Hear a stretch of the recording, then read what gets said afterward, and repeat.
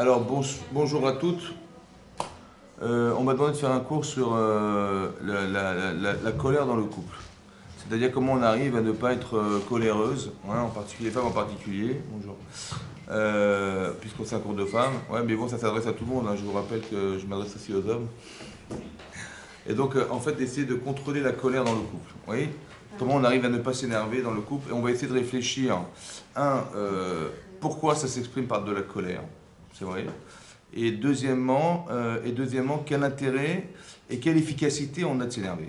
Parce que l'objectif, c'est pas d'exprimer de la colère, c'est d'essayer de, par la colère, je pense, hein, par la colère, d'arriver à ses fins. C'est-à-dire qu'on va s'énerver contre des gens qu'on n'aime pas, on va s'énerver contre ses enfants. Vous voyez? Mais qu'est-ce que produit la colère et pourquoi on s'énerve? Donc c'est ça l'intérêt. D'accord? Alors pour ça, il faut voir que dans la Torah, comment on définit la colère? Alors, il y a plusieurs endroits dans le Shas, oui, dans le Talmud, dans le Chumash, aussi dans les Midrashim, on retrouve cette notion de colère. Et il y a une Gemara dans Nedarim Daf Kavbet. La Gemara dit là-bas, hein, que quelqu'un qui s'énerve, quelqu'un qui se met en colère, le Kaas, ça s'appelle le Kaas dans l'hébreu, alors on dit que la Chorma, elle s'en va de lui. Ça veut dire qu'il a une connaissance qu'il peut perdre, bizarrement. S'il y a quelqu'un qui est prof de maths qui s'énerve, il ne va pas perdre la faculté à faire des mathématiques. Mais quelqu'un qui est dans la Torah, il peut perdre la connaissance de la Torah parce qu'il s'énerve. Ça va? On apprend de Moshe Rabbeinu. Des exemples, c'est Moshe Rabbeinu, on verra dans la Torah de Moshe Rabbeinu. C'est marqué que celui qui s'énerve, il a plus de fautes en lui que de mitzvot. Ça veut dire qu'il y a un référent chez la personne, ouais, que la personne qui est plus intérieurement en faute, ouais, en décalage avec la vérité, c'est celle qui va s'énerver, la personne qui s'énerve. C'est-à-dire c'est ce que dit la Gemara, qu'on est plus en faute à l'intérieur de soi-même. C'est-à-dire qu'on fait un choix en vérité de s'énerver, mais qui ressort a priori de la Gemara comme étant l'essence est mauvaise. Et donc on va référer de la mauvaise attitude, le mauvais comportement, et on va s'énerver. C'est marqué que celui qui s'énerve, il renie Hachem.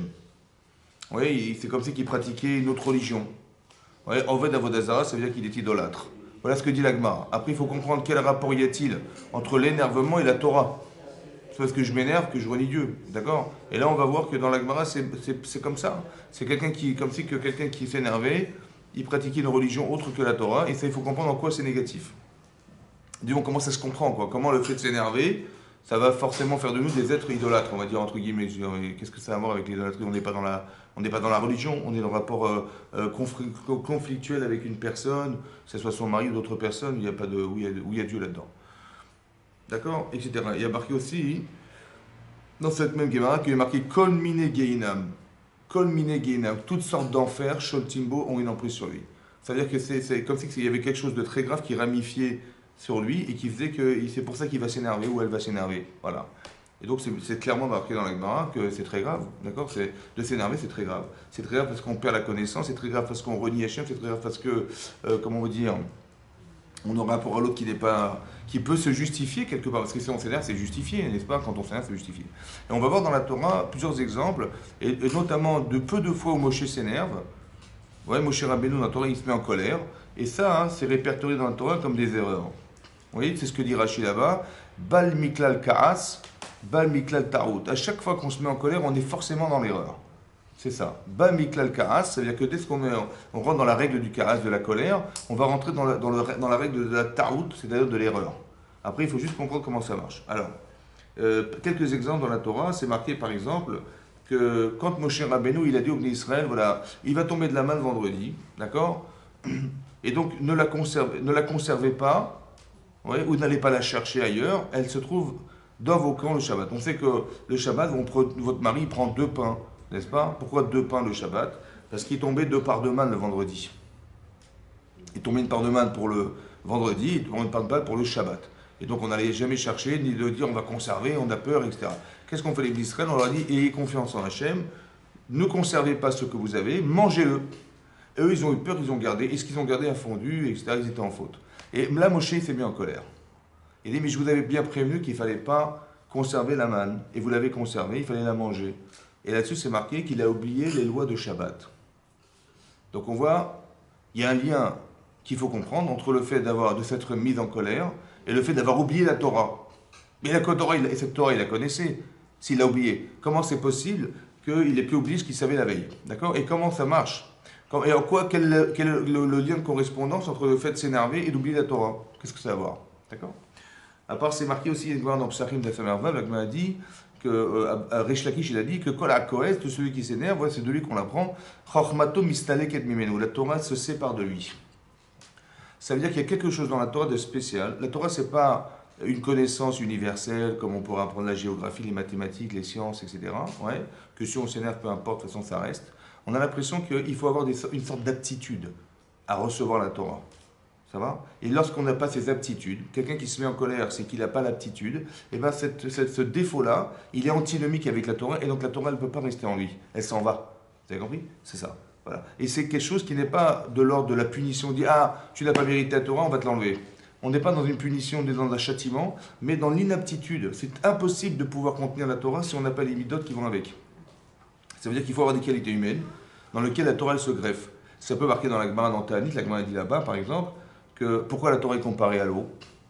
Parce que l'eau, elle descend, elle ne monte pas. Ça va? Donc au sommet des montagnes, il y a de la neige, ben, l'eau, la neige va fondre, l'eau va s'écouler. Mais elle pourrait s'écouler tant que c'est en bas. Mais elle ne peut pas remonter. Donc si quelqu'un il a de l'orgueil, ouais, la Torah ne peut pas monter à lui parce qu'il est une montagne.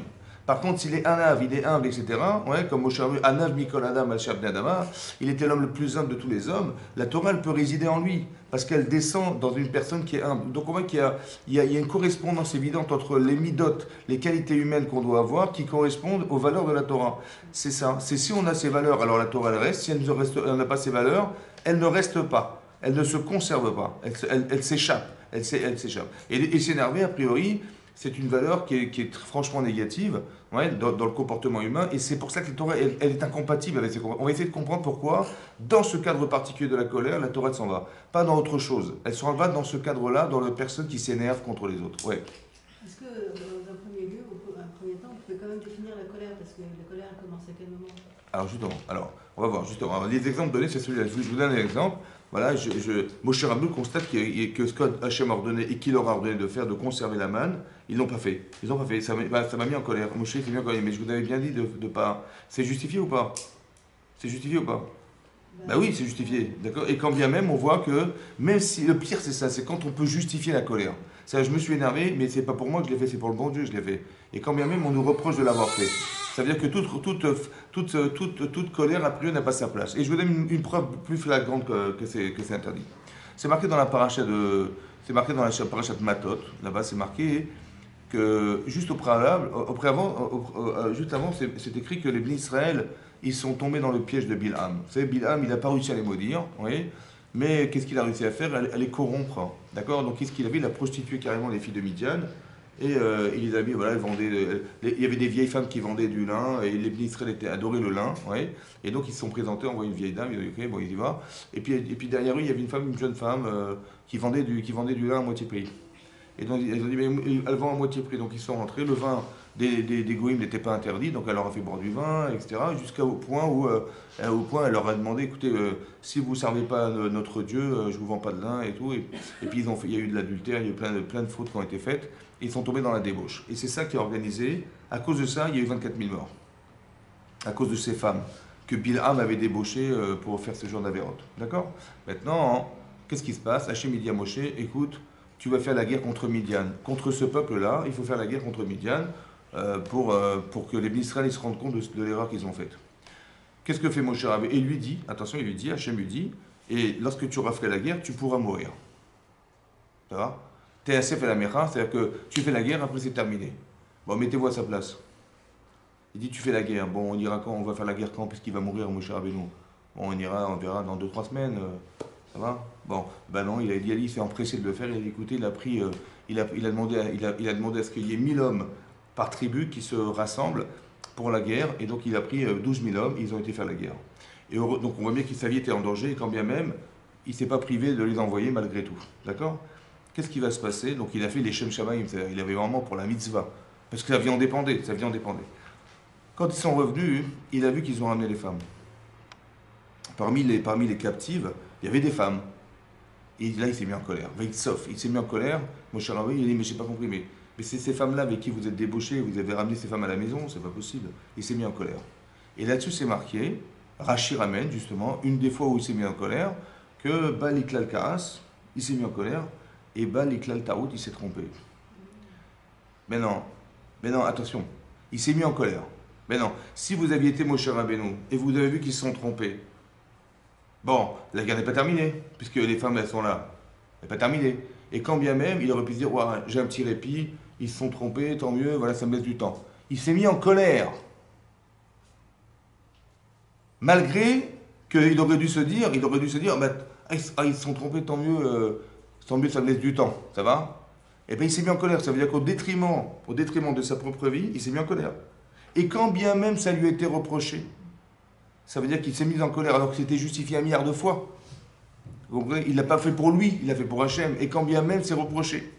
Au point où il s'est marqué là-bas que qui est-ce qui a énoncé les lois de la cachérisation des ustensiles, puisqu'ils avaient ramené du butin, des casseroles, des marmites, mais qui n'étaient pas cachères, ils avaient reçu la Torah. D'accord? Les Midanim ne mangeaient pas cachère, il fallait donc cachériser. Et on apprend des lois, comment on cachérisait les ustensiles. Alors si c'était passé par de l'eau, par du feu, par du feu. Si c'était des marmites, bah on les trempait dans l'eau chaude. Et si c'était des brochettes qui passaient par le feu, il fallait passer par le feu. Voilà. Qui c'est qui a énoncé ces halachot, ces lois? Qui c'est? Ben normalement, c'est pas à quelqu'un d'autre que Moshe Rabbeinu qui devait énoncer ces lois, n'est-ce pas? Et ben c'est pas lui qui a énoncé les lois, c'est Eliazar, le fils de Aaron HaKohen. Et Rachid dit pourquoi c'est lui? Parce qu'il a oublié ses lois. Parce qu'il s'est mis en colère. Vous avez compris que la colère, quand la Torah dit on oublie la Torah, ça va? C'est d'expliquer que ça ne doit jamais rentrer en ligne de compte, même si c'est justifié. C'est comme si, imaginez-vous, quelqu'un il met les mains dans le feu, ça va? Il dit j'ai pas fait attention. Bon, ça brûle ou pas? Bon, mais j'ai pas fait attention. Ben ça brûle. Ben c'est pareil, la colère ça brûle. Je dis ah mais j'ai pas fait attention, excusez-moi, tu t'excuses quand tu voudras. Ça brûle, ça brûle. Ça veut dire que dès l'instant où on rentre dans ce critère-là, qui sont les critères de colère, a priori, ça n'a pas autre incidence que de perdre. On perd. Même si c'est justifié un milliard de fois. C'est ça le problème.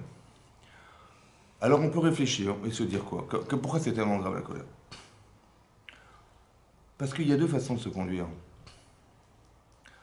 Soit je défends la vérité, parce que je dis, attendez, mais vous vous avez rendu compte de ce que vous avez fait là? Vous avez amené les femmes, d'accord? Mais vous êtes dans le mensonge, vous avez pensé que vous allez vous arranger avec elles, etc. Mais c'est pas possible.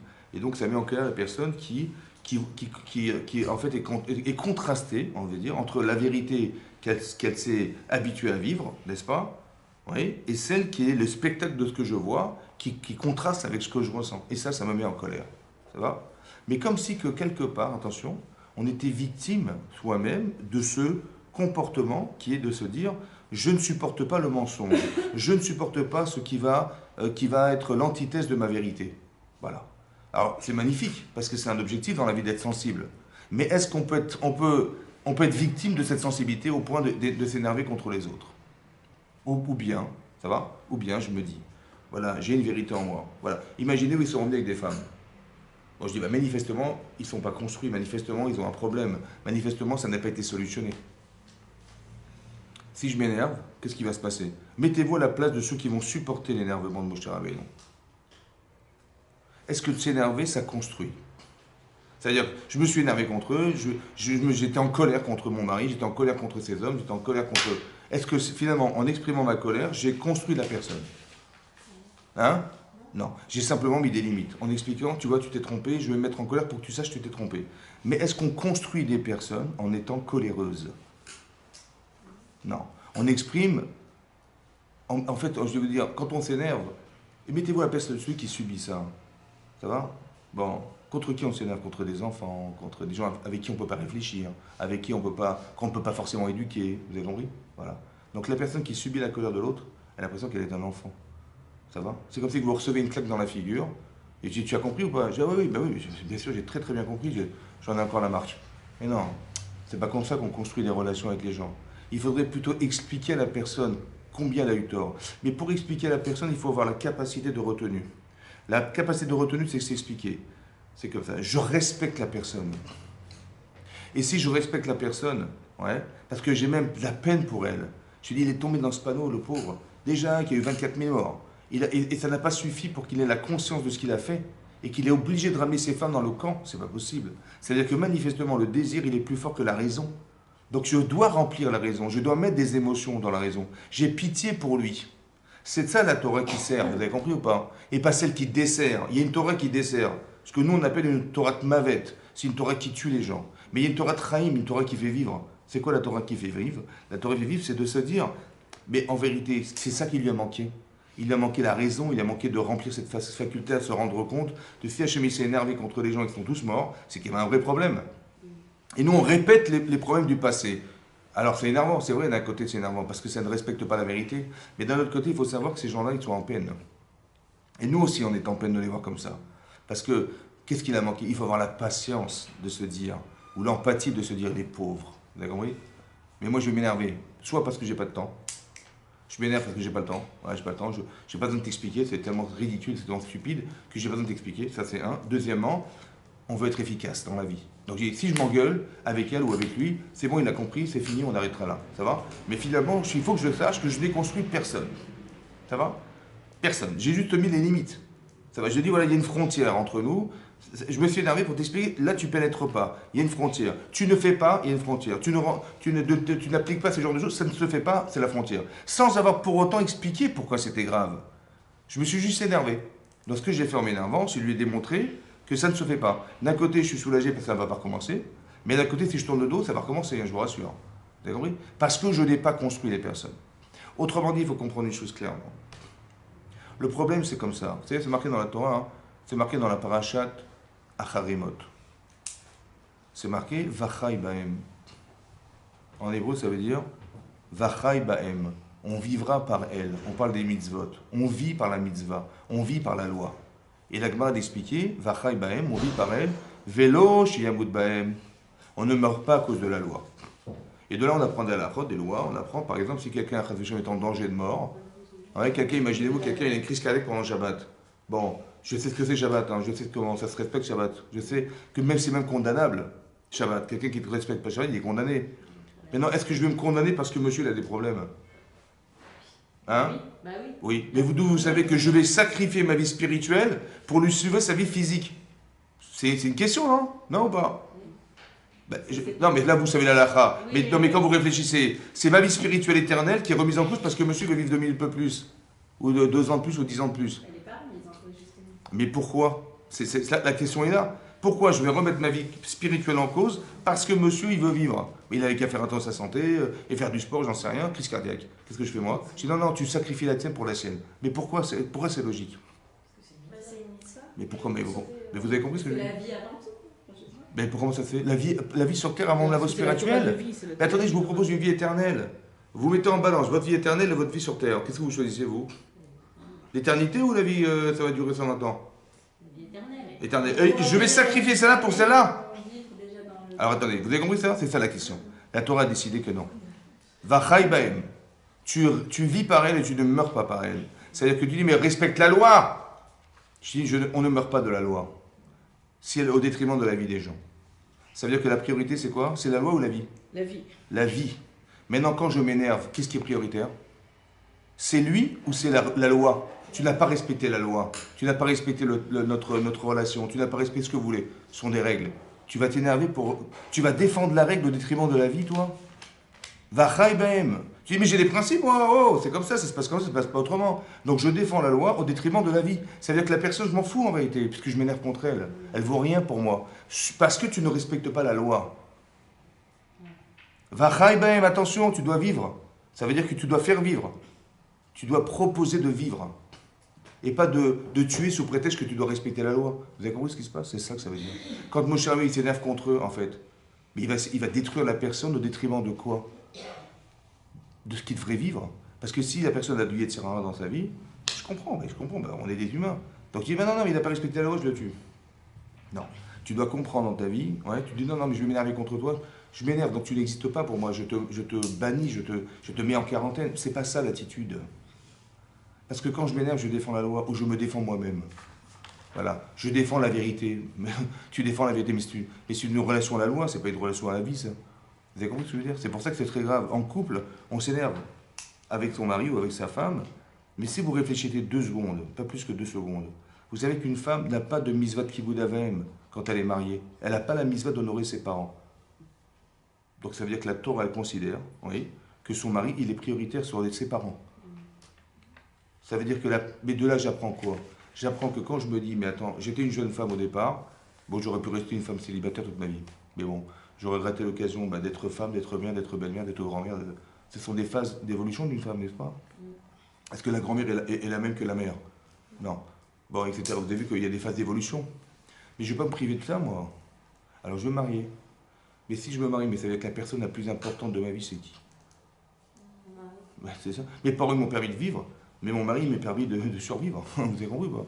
Et l'inverse aussi est vrai. Que sans ma femme, qu'est-ce que je peux faire? Sans ma femme, je ne peux rien faire. Vous avez compris? En plus, on a expliqué la fois dernière combien ma femme, elle m'apporte ce que je ne pourrais jamais avoir seul. C'est vrai ou pas? Donc la personne la plus importante de ma vie, c'est qui? Mais c'est elle. Et c'est lui. Mais si déjà tu n'arrives pas à t'énerver avec tes parents parce que tu les respectes, avec ton mari et ta femme, comment tu vas faire? Alors c'est sûr, a fortiori. Et c'est exactement l'inverse qui se passe. Et ça aussi, il faut comprendre pourquoi c'est comme ça. Pourquoi je respecte ma grand-mère, je respecte mon père, je respecte ma mère, et mon mari ou ma femme, j'ai du mal. Oui, pourquoi j'ai du mal? Pourquoi j'ai du mal? Et quelque part, je vais m'énerver parce que je ne suis pas respecté, parce que au lieu de comprendre ce qui justifie la différence, et qu'est-ce qui fait qu'on est dans du karas, ça veut dire on va s'énerver, et vous savez pertinemment que dans tout ce qui est fondamental, le Yetzirah, il se mêle, c'est sûr ou pas? C'est comme ça. Donc vous savez qu'on est trompé. Et lorsqu'on va s'énerver, finalement on croit qu'on a gagné, ouais, on a exprimé une colère, etc. En fait, on a toujours perdu. On a toujours perdu. Parce que nous, ce qu'on estime être un changement, se fait lorsqu'on invite les gens à changer. Mais quand j'impose, parce que je vais m'énerver contre lui, il va faire ce que je vais dire, hein, mais finalement il va faire un contre-cœur, un contre-courant, sans avoir fondamentalement compris, parce qu'il a peur, comme une femme, elle parle à son mari, elle me dit, je dis, mais pourquoi vous ne parlez pas de vos souffrances? Elle me dit, mais dès que je parle, il s'énerve. Bon, je ne peux pas parler, bon, une fois, deux fois, j'en peux plus, donc je préfère de rien dire. Je lui dis, mais j'ai pas compris, vous allez souffrir parce que monsieur s'énerve.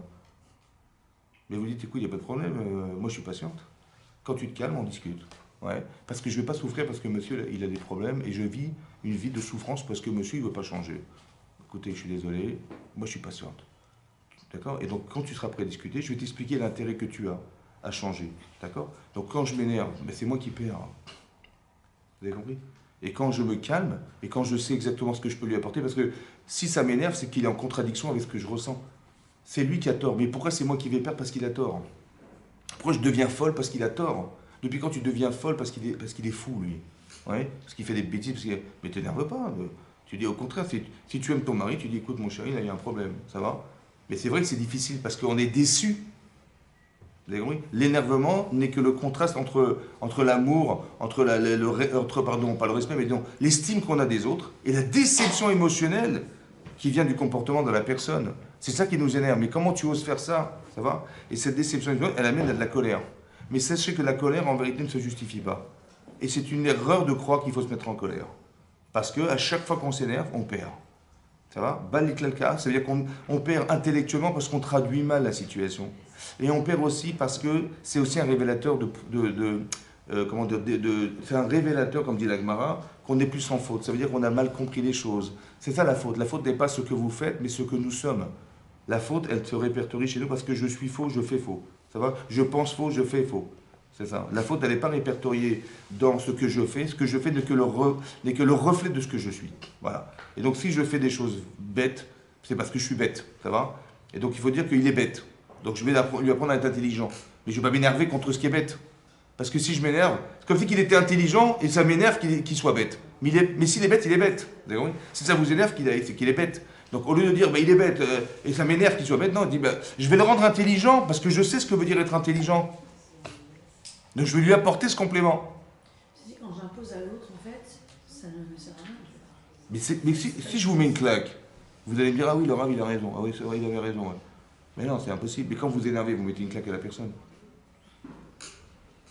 Et donc la personne, vous dites, mais écoutez, je vous justifie parce qu'on s'énerve, ça se justifie. Bravo Charmy, c'est justifié. Mais il a oublié la chod de Shabbat. Vous savez pourquoi il a oublié la chod de Shabbat? Vous savez pourquoi il a oublié la kéchérisation des ustensiles? Vous savez pourquoi? En vérité, c'est logique. Je vous explique. Si manifestement les gens ne sont pas chômeurs Shabbat, ils n'ont pas conservé le Shabbat, bon, ben c'est que le Shabbat, il est où? Chez eux. Ben, ils n'ont pas été Shomer Shabbat. Ça veut dire que ne pas respecter le Shabbat, ça veut dire quoi? Ça veut dire que j'ai des intérêts, d'accord, qui sont plus forts que le respect que je devrais avoir du Shabbat. C'est ça ou pas? Donc qu'est-ce que je dois faire moi? Moi qui est l'éducateur, moi qui est l'enseignant, moi qui est le parent, qu'est-ce que je dois faire? Ben, je montre l'intérêt du Shabbat. Et là, il aura honte de transgresser ce qu'il doit respecter. C'est clair ou pas? Donc s'il transgresse, c'est que quoi? Il n'a pas compris, j'ai pas été assez clair. Donc moi, Moshe, j'ai pas assez expliqué. Maintenant, si je m'énerve, c'est que je pense que j'ai raison et qu'ils ont eu tort. Alors j'ai mis dit, écoute, mon chéri, si c'est pour faire que tu vas t'énerver, je préfère te l'enlever. Parce que la connaissance de la Torah te dessert. Alors pour ne pas que tu t'énerves, je vais te l'enlever.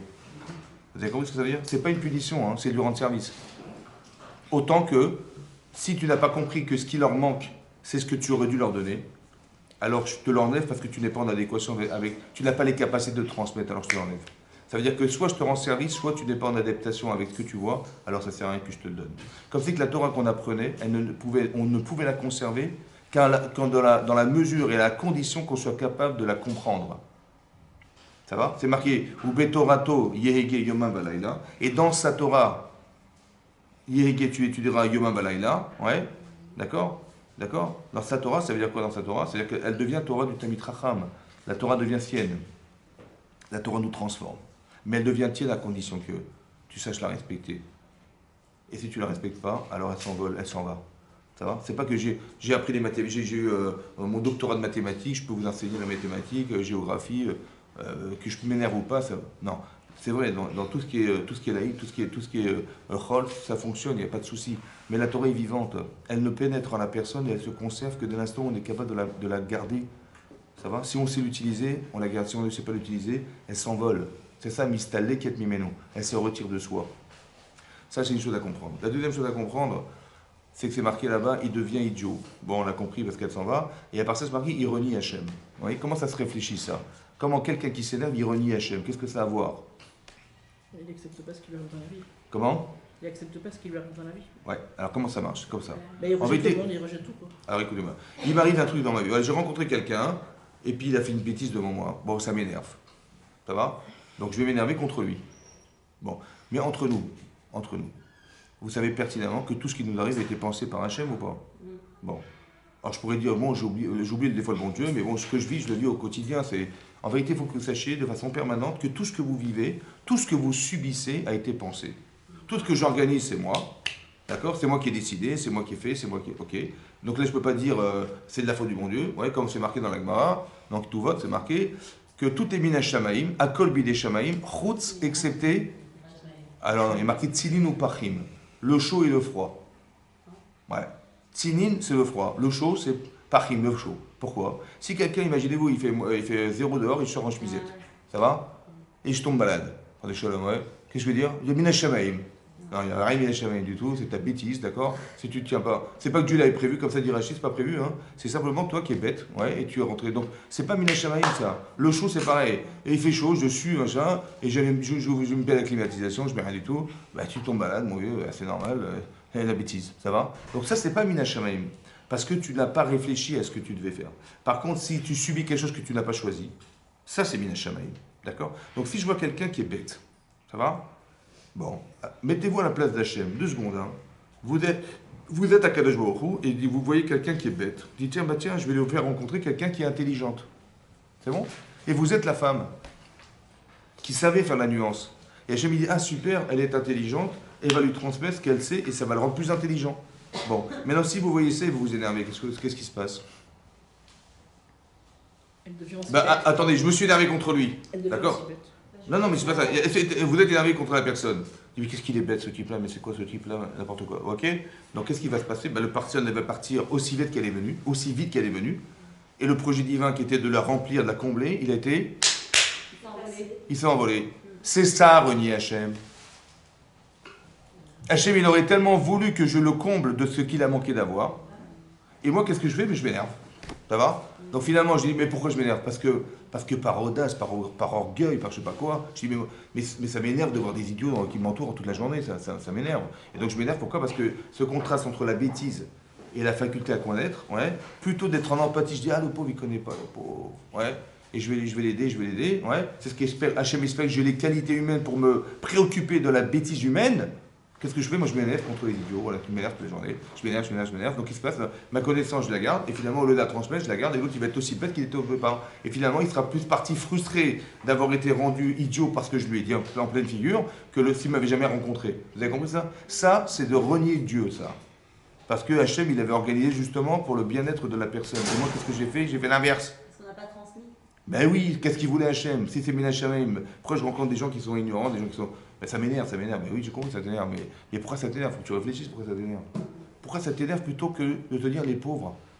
Je sais pas, si j'ai un enfant qui a des difficultés scolaires, je vais m'énerver contre lui ou je vais trouver un prof qui va combler ses lacunes? Qu'est-ce que je fais? Ben, je vais m'énerver. Je dis, mais non, t'as bien compris qu'il sait pas. Donc, il a pas assimilé, on va lui donner des cours particuliers. Et pourquoi avec tes enfants, t'as de l'empathie, et avec les autres, t'en as pas? Je vais pas compris. Ah, parce que c'est pas tes enfants, Chazak ou Balour. Eh bien, tu devrais t'inspirer de ce que tu aimes, d'accord, pour arriver à comprendre que les gens aussi, ils ont besoin. C'est ça qu'Hachem y voulait. Donc, quand je m'énerve contre les gens, c'est ça, eh bien, c'est ça qui va se passer. Les Bnei Israël sont revenus de Midian, d'accord? Ils ont ramené les femmes. Bon, manifestement, il y a un petit problème. Ils ont pas compris que ce qui est arrivé, c'était grave. Il y a quand même 4000 morts. Et ils ont ramené l'Yitzhara à la maison, quoi. Bon. Alors Moshe va s'énerver. Et il a bizarrement oublié d'Alachot. Quel Alachot il a oublié? La cachérisation des ustensiles. Ça va? Maintenant, imaginez-vous quelqu'un, il s'est trompé, bon, par inadvertance, il a pris une marmite de viande, bon, et puis il s'est fait une omelette au fromage. D'accord? Et donc il a fait son omelette, il a mis du fromage, il a tout mélangé. Ah, ta marmite de viande. Bon, qu'est-ce qu'on fait avec? Qu'est-ce que je fais de la marmite? Il y a de lait et de la viande. Alors, j'ai tout nettoyé, tout est propre. De l'extérieur, on n'y voit rien. Ça va? Pas qu'on n'y voit rien, je parlais des. Non, on n'y voit rien, ça veut dire il n'y a rien à y voir. Maintenant, qu'est-ce que vous faites de la marmite? Et comment vous faites? Ben, on a dit à la phrase, c'est que par l'eau. Par le feu, par le feu, par l'eau, par l'eau. Ça va? Donc, si imaginez-vous, j'ai mis de l'huile, etc., qu'est-ce que je dois faire? Je dois remplir une marmite d'eau chaude qui arrive à ébullition. Je prends ma marmite que j'ai donc conservée 24 heures parce que je voulais que ce qui avait pénétré la marmite, qui était du lait et de la viande, puisse être pourri, on va dire dans le 24 ça pourrit. Je la mets dedans, ça s'extrait, et après je la rince dans l'eau froide et c'est fini. C'est bon? Voilà. Donc c'est quoi cachériser? Ça veut dire quoi cachériser? C'est quoi cachériser? C'est quoi faire? C'est de retirer le mauvais qui est dans la paroi de la marmite. C'est vrai ou pas? J'ai vu des gens qui ont des problèmes. Ça va? Vous savez, quand je m'énerve, ce que je fais? La marmite, je la jette à la poubelle. Ça m'a énervé, hein, parce que on a mélangé du lait et de la viande. Hein. Qu'est-ce que je vais faire avec? Ben, les gens, des fois, vous disent, écoutez, jette-la, hein, que je vais pas la garder à la maison, ça porte malheur. Bon, donc il va la jeter à la poubelle. Je dis, mais est-ce qu'on t'a demandé de la jeter à la poubelle? Est-ce qu'on t'a demandé de crier sur les gens? Ou de cachériser les gens? Qu'est-ce que tu devais faire? Tu devais retirer le mal qui est en eux? Ou tu devais jeter ces gens-là comme tu aurais jeté la marmite? D'accord ou pas? Ton travail, c'est pas de jeter la marmite, c'est de cachériser les personnes, de retirer, de comprendre le mal qui est en eux. Il y a du Yetzirah, essaie de leur expliquer en quoi c'était grave. Et de retirer ce mal pour dire, tu vois, je te débarrasse de tes erreurs. C'est ça, cachériser des kélim, vous avez compris? Et ce rapport, il a peu, c'est toi qu'il a oublié à la. Parce que ce qu'on te demande, c'est pas de tuer les gens, ni de les brûler, ni de les engueuler, ni de je sais pas quoi, c'est d'arriver à cachériser la personne.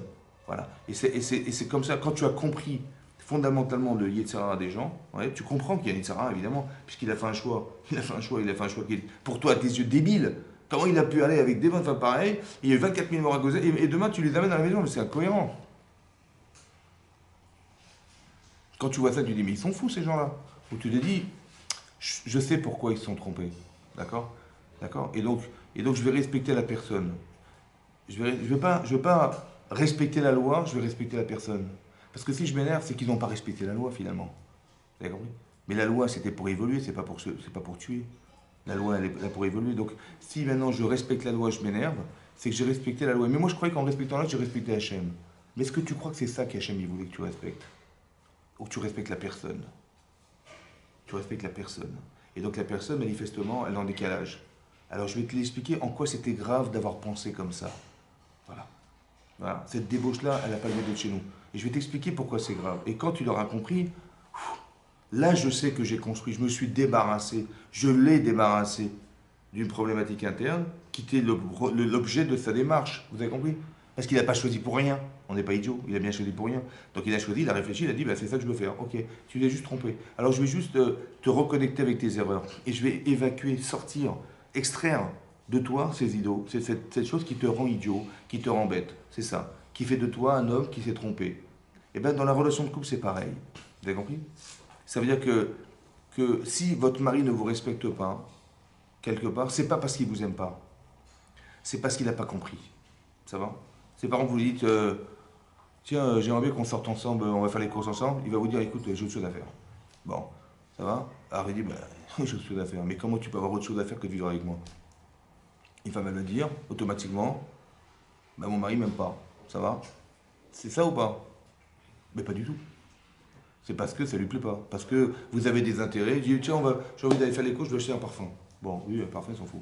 Ça va? Donc il veut dire, mais on va sortir, je vais acheter un parfum. Je dis, mais en vérité, mon mari, c'est pas une femme, c'est un homme. Donc il faut que je comprenne que c'est pas forcément dans ses intérêts d'aller sortir pour acheter du parfum. Mais oui, mais c'était juste pour m'accompagner. J'ai compris. Ah, mais il a refusé, il n'a pas voulu. Et moi, tout de suite, je dis, mais attends, je te tends une perche pour qu'on aille ensemble acheter du parfum et tu refuses. Alors ça m'énerve. Pourquoi ça m'énerve? Parce que je dis, mais il m'aime pas mon mari, vous avez compris? Et comme il m'aime pas mon mari, ça m'énerve, parce que alors, ça veut dire que ou j'arrive pas à me faire aimer, ou bien ça me remet en cause, etc. Mais ça n'a rien à voir, vous avez compris ce que je veux dire? Parce qu'on s'est trompé, on n'a pas juste pas compris que c'est pas dans son intérêt. Et souvent, ce qui va se passer, c'est qu'on n'a juste pas compris que nous sommes différents. Ouais. Et si je raisonne en tant que femme en m'adressant à un homme, je vais m'inventer toutes sortes d'excuses de n'importe quoi qui va faire que toutes sortes de prétextes de n'importe quelle vision que j'ai qui est fausse en fait, ouais. Tout ça parce que je n'ai pas compris fondamentalement que c'est pas ça qu'il a dit, ça va? C'est en me disant non, c'est pas qu'il a dit je t'aime pas. Et moi j'ai dit bah non, ça veut dire que je t'aime pas. Non, c'est pas ça qu'il a dit. Ça ne m'intéresse pas, c'est ça. Je t'adore, mais ça ne m'intéresse pas. Et regardez comment ça marche, vous avez compris? Tous les amalgames qu'on peut faire dans la vie, on peut se tromper, ça va? Ou même si Béhémet, il s'est vraiment trompé. D'accord? Comme les Israël, ils ont été chercher de la manne, ils ont conservé la manne, ou ils ont été recherchés pendant le Shabbat, quelqu'un qui n'est pas chômeur Shabbat, etc. Ou récemment, quelqu'un m'a dit, il y a quelqu'un qui s'est énervé à la synagogue, ouais, il m'a raconté, il m'a dit, parce qu'ils ont ouvert le Echal Shabbat. Donc on ouvre le Echal quand même, c'est respectueux, non? Il y a le Sefer Torah, et les gens ils discutent et tout ça. Il dit, il s'est mis en colère, il en a marre de cette synagogue, vous ne respectez pas la Torah, il s'est énervé. Ok? Bon. Et lui, pourquoi il s'est énervé? Parce qu'ils n'ont pas honte. On a ouvert le Sefer Torah, ils n'ont pas honte. Mais c'est pourquoi ils n'ont pas honte? Mais c'est évident qu'ils n'ont pas honte. C'est pourquoi? Mais ils ne savent même pas que c'est tellement important. Quel est le message de la Torah? Je ne sais pas. On va lire le Sefer Torah. À quoi ça correspond à rien? On fait une cérémonie, on ouvre le Sefer Torah, on sort, on dit. Il n'y a rien derrière, c'est vide, vous comprenez? Donc si je discute, c'est pas grave. Alors pourquoi tu t'énerves? Tu n'as juste pas compris que c'est cette valeur qu'ils n'ont pas, justement. Et quand tu t'énerves, qu'est-ce qui va se passer? Toi, tu t'énerves parce que pour toi, la Torah, c'est très important. Hein. Mais ça n'est pas forcément pour eux. C'est vrai ou pas? Donc tu vas t'énerver. Et donc ça t'énerve comme ils ne respectent pas. Mais s'ils respectaient, tu as raison. Mais s'ils savaient que c'était respectable, tu as raison. Mais manifestement, ils savent ou pas? Donc pourquoi tu t'énerves?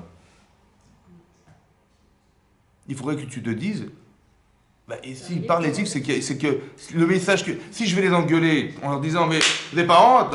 Alors, il y a la Torah, qu'est-ce qu'il a celui-là? Il est fou, quoi. Pourquoi il est fou? Parce que. Mais c'est pas cette façon dont on a de vivre les événements. C'est pas. Je retrouve mes copains, on se voit une fois par semaine, il y a une pause, on ouvre le Sefer Torah, j'en profite, je discute. Mais parce que je ne suis pas contrasté, vous avez compris? Entre discuter avec mon ami pendant la ouverture de Sefer Torah et le Sefer Torah. Il n'y a pas de contraste. Donc s'il n'y a pas de contraste, il n'y a pas de problème. Donc moi qui vois ça, au lieu de m'énerver contre lui, je dis c'est marrant, il n'est pas contrasté. Il ne se sent pas en décalage, c'est bizarre. Alors je vais lui apprendre à être en décalage, je vais lui dire écoutez, vous savez, la Torah c'est important, le seul message qu'on a c'est ça, quand on fait la Torah c'est comme si on fait une grande cérémonie aujourd'hui, vous savez, on va faire... quand on va à la bibliothèque, vous comprenez, on respecte les gens, vous comprenez, donc on ne discute pas trop fort, on se tait. Mais donc les synagogues c'est moins que la bibliothèque, je vous rassure, il y a un problème quand même. Tu viens dans un endroit, il y a une kedusha ici. Tu veux parler à Hachem, tu ne parles pas à Hachem en attendant le bus, tu parles à Hachem en rentrant à la synagogue. Tu vas écouter un cours de Torah dans la synagogue, donc il y a quelque chose de spécial dans la synagogue. On devrait apprendre à respecter l'endroit où Hachem se trouve, c'est ça. Mais manifestement, ce n'est pas le cas. Parce qu'on y va en dilettante, on ne se rend même pas compte que l'endroit où on se trouve, il est spécial. Et c'est ça qui fait que... Donc il faudrait mieux apprendre aux gens à respecter ce qui est respectable que de les gronder parce qu'ils ne respectent pas la loi. Vous avez compris? Voilà. Et donc c'est ça, c'est un peu pareil, en couple c'est pareil. Il faut absolument comprendre que même si c'est justifié chez nous, hein, parce qu'une femme elle peut s'énerver pour des millions de raisons qui vont faire que son mari ça va pas, il est en décalage, etc. Ou lui-même il peut s'énerver, mais c'est une protection pour dire ne rentre pas dans ces sujets, laisse-moi tranquille, ça va. Il dit justement, je ne suis pas marié avec toi pour que tu restes tranquille, ça va. Je me suis marié avec toi pour que ça change, qu'on évolue ensemble. Et c'est peut-être pour ça que je suis marié avec toi, parce que tu as ce problème. Et c'est bizarre parce que ce qui horripile une femme, elle le retrouve chez son mari, et ce qui horripile un mari, ça le retrouve chez sa femme. Ça va, on ne sait pas pourquoi, c'est comme ça. Dieu fait bien les choses. Mais pourquoi il fait ça? Parce qu'en vérité, j'ai tellement à lui apporter, elle a tellement à m'apporter. D'accord? Et donc ce qui va l'énerver, c'est que je ne suis pas l'homme qu'elle espérait parce qu'il y a un problème. Et donc si je ne comprends pas que c'est ça que je suis venu faire sur Terre, c'est d'amener à ce qu'on soit un couple, il y ait du shalom. C'est quoi le shalom? La paix, ouais, la paix c'est quoi? C'est qu'il n'y ait pas de désordre entre nous. C'est quoi la paix? Ben, la paix, c'est la mise en ordre. Et bien quand on est en ordre, là on est en paix. C'est ça? Ouais, quand deux pays font la guerre, on met de l'ordre. Ouais, on signe des contrats, on signe des clauses. Ouais. Mais on est d'accord? Ok, ben là, maintenant, on est en paix. Voilà. Vous ne rentrerez pas chez nous, on ne rentrera pas chez vous. Chacun vit sa vie, c'est bien. Donc, si vous voulez, la paix, c'est l'extrapolation de l'ordre. Mais au départ, il faut qu'on comprenne il y a un désordre. C'est ça qui crée le problème dans les couples. Il y a un désordre. Et viens, on met de l'ordre. Ouais. Je suis en désordre parce que je vois que tu fais des choses, je ne supporte pas. D'accord? Viens, on met de l'ordre. Mais tu dis, mais tu me remets en cause. Tu me demandes de changer ma vie, mais c'est pas possible. Je ne me suis pas marié pour changer ma vie. Mais justement, il faut que tu changes ta façon d'être. C'est pour ça que tu m'as épousé. D'accord? Que je sois un homme ou que tu sois une femme, c'est pareil. Je dois t'apporter quelque chose. Et en vérité, j'ai compris, mais c'est contre moi, c'est contre nature. C'est ça, Ezer Kenegdo. Tu me demandes d'être contre moi-même. Mais je peux pas. Je dis, mais justement, sache une chose, que si tu le fais par amour pour l'autre, non seulement ta femme va t'aimer, ton mari va t'aimer, mais en plus, tu vas changer en mieux. Alors, dis merci. T'as compris ou pas? Et nous, qu'est-ce qu'on fait? On s'énerve. Oui. Le problème, c'est qu'on est tombé dans le panneau. Parce que quand on s'énerve, en vérité, on va dire, on est efficace sur la forme. Mais est-ce que mon mari l'a compris? Non. Il a vu il y a une femme qui s'énerve. Voilà. Il a vu un mari qui s'énerve, elle a vu un mari qui s'énerve tout le temps. Et c'est invivable, on ne veut pas tout le temps s'énerver. Et c'est des gens qui ils pensent que la vie, elle doit se faire comme ça. Ça va? On doit tout le temps s'énerver. Mais non, ça c'est un problème qu'on a conflictuel entre nous. Mais imaginez-vous l'image que vous renvoyez à vos enfants. D'accord? Bon. Papa et maman, ils se disputent toute la journée. Ouais. Dès qu'ils rentrent à la maison, ça crie dans tous les sens. On n'a jamais vu genre serein. Ou le contraire, des fois, on les a vus s'énerver dans la soirée. Les enfants ont été dormir. Et le matin, ils se réveillent. Et madame, elle est toute gentille avec son mari. Qu'est-ce qu'ils pensent, les enfants? Hein? Vous savez ce qu'ils pensent? Ils pensent papa, il a gagné. Ah bah oui. Vous avez compris? Donc quand elle se la ferme, ça marche très bien. Bah oui, parce qu'on ne les a pas vus se réconcilier, on les a vus se gronder, et le lendemain matin, on s'est réveillés, ils étaient tout heureux, madame super gentille, docile et tout. En vérité, ils se sont expliqués. Mais les enfants, ils ne comprennent pas ce qui se passe. Ils voient juste, ils font le constat que, finalement, qui c'est qui a eu raison à votre avis? Bah, c'est toujours le sexe fort qui gagne, vous comprenez? Et donc ils vont réfléchir en disant, bah, madame, elle se la ferme, et lui, il va gagner. Et bah, ça va se passer comme ça. En vérité, on a des mauvais exemples dans les deux sens. Soit quand on s'énerve, on ne donne pas envie de se marier, parce que si une femme elle voit voir sa mère toujours en train de s'énerver avec son mari, elle dit bah, si c'est ça le mariage, ça ne m'intéresse pas. Mais elle ne va même pas vous le dire, hein. Elle le pense inconsciemment. Ça veut dire qu'il va y avoir des blocages qui vont se créer parce qu'on est des mauvais parents. Autant que ils vont mal comprendre la situation, parce qu'ils sont pas.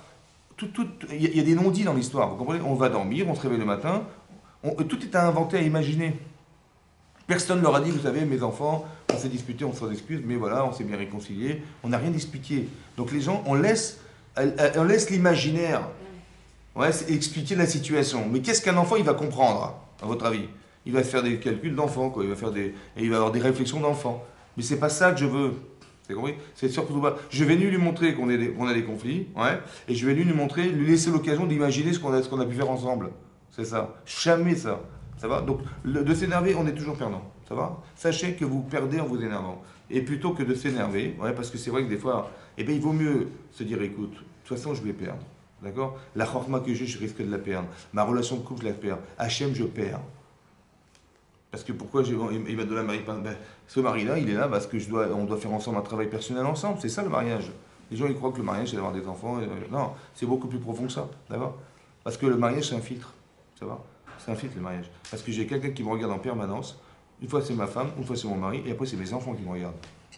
Donc, si je veux rester tel que je suis, ça n'ira pas, hein, vous comprenez? Parce que la jeune fille qui s'est mariée, elle doit changer. Parce qu'on vient avec tous nos défauts et tous nos trucs. Et mes enfants, je vais surtout pas faire des shalom qui ressemblent à ce que je suis. Hein. Donc je vais être honnête, je vais être entière, je vais apprendre la Torah. Comme des gens qui commencent à étudier la Torah quand les enfants ils rentrent à l'école. Vous avez compris? Je dis, mais bon, c'est un petit peu tard quand même. Parce que oui, mais il faut bien réviser avec eux. Comment on va faire la Mishnah, on va faire la Gemara. Oui, mais je connais rien. Mais j'ai compris, bah vas-y, alors débrouille-toi. Et qu'est-ce que tu rentres enfant? Mais il faut réviser ta Gemara. Mais tu vas pas, tu n'étudies jamais. Vous avez compris ce qui se passe? Et donc on est en contradiction permanente. Donc il faut absolument qu'on se prépare à cette idée-là. Vous avez remarqué que tous les défauts qu'on a, on est obligé de les corriger parce que nos enfants nous regardent. Parce qu'on veut élever nos enfants. On veut élever nos enfants. Et comment tu vas les élever si tu n'es pas élevé? En vérité, tu es mal élevé. Mais en vérité, qu'est-ce qui se passe? En vérité, on devrait... C'est avec nos enfants qu'on s'élève. C'est pas moi ça. C'est avec nos enfants qu'on s'élève. C'est avec nos enfants. C'est-à-dire que quand je corrige mon enfant, en vérité, j'ai dû me corriger parce que si je me contredis, mon enfant il me dit papa, attends, commence pas à me faire des critiques, d'abord change-toi, après on verra. Et les enfants, ils adorent voir les contradictions. Ils adorent jouer parce que c'est eux, au moins ils se disent, au moins je vais dire papa, écoute, ça laisse du répit. Vous avez compris? Je vais dire à mon père, écoute, d'abord, attends, je suis désolé papa, tu me demandes de faire ça, d'abord fais-le toi et après on verra. Ne donne pas des leçons à des gens parce que tu n'es pas capable de les respecter. C'est ça. Alors, en vérité, donc, mais on se rend compte, on est obligé d'avoir un niveau de perfection. Bonjour. Un niveau de perfection qui nous amène à finalement être meilleur. C'est ça la famille, c'est ça le couple. Donc si je m'énerve, qui c'est qui perd? Ben, c'est moi qui m'énerve, c'est moi. Et je perds parce que personnellement je perds, et je perds parce que j'avais tellement apporté et que la contradiction m'a tellement dérangé. Vous voyez, ce paradoxe, il me dérange tellement que ça m'énerve. Et en vérité, c'est peut-être derrière qu'il y a un surmoi derrière qui fait que madame, elle se permet, parce qu'elle veut défendre ce qu'elle ressent, de devoir se bagarrer ou de se disputer avec la personne. C'est ça. Si on veut élever nos enfants, ça veut dire que nous-mêmes, déjà, on va chercher à s'élever. Mais quand vous dites à vos enfants de bien faire, vous étiez capable de le faire avant, vous? Mais je dis, mais je suis obligé maintenant, parce que si je fais mal, ou je parle mal, ou je suis une menteuse, ou je suis ingrate, ou je suis hypocrite, à mes enfants, je ne veux pas. Je ne veux pas qu'ils soient hypocrites. Donc qu'est-ce que vous allez faire sur vous? Ce travail-là, mais vous allez le faire avant de le transmettre. Et donc, qui c'est qui s'élève dans l'histoire? C'est vous, à travers vos enfants. Donc le couple, la famille, c'est un filtre. C'est un filtre de nettoyage. C'est-à-dire qu'on rentre dans un couple, hop, on doit ressortir dans un propre.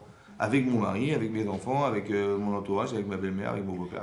C'est comme ça que ça se passe. Ce ne sont que des relations conflictuelles, mais qui devraient amener à ce que la personne elle s'améliore. Mais c'est dans le conflit qu'on a conscience de ça. Ça va? Quelque part. Parce que ça dérange. Mais ça dépend. Est-ce que tu veux défendre tes intérêts ou tu veux partager tes intérêts? C'est ça la différence. Quand je défends mes intérêts, je défends la loi, alors ça ne va pas.